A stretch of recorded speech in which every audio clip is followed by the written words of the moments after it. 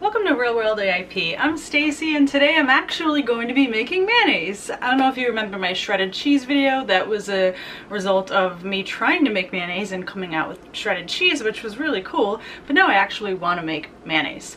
And how did I figure out how to do this? I turned to no one other than Julia Child.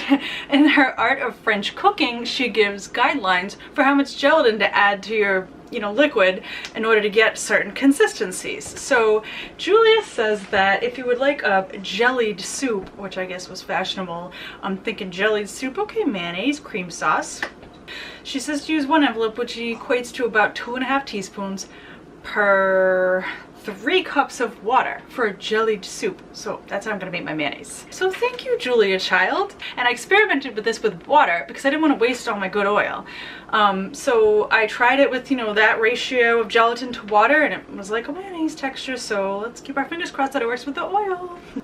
So first thing I'm gonna do is boil some water so I can add the super hot water to the gelatin and dissolve it. 1 teaspoon. 1/8 of a teaspoon.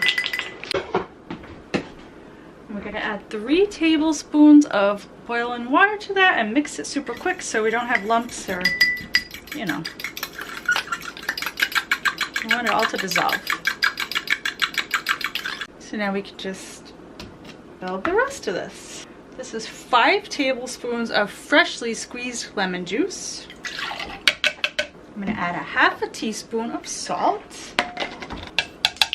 I'm gonna add the Knox gelatin to that. The gelatin water mix. Plop my immersion blender in there, mix it up good.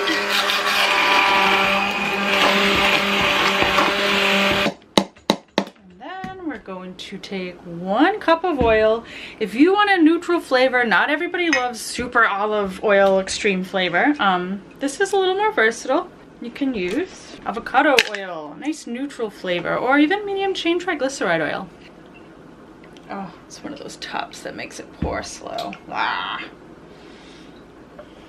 And like we did with the cheese video, we just basically run this thing and pour the oil in really, really slowly. Like really slow. Like so slow that you're just like bored and impatient.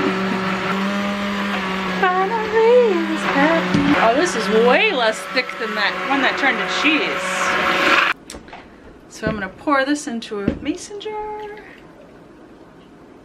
All right, fingers crossed that this becomes mayonnaise and not cheese again. Our mayonnaise has been in the fridge for an hour and a half.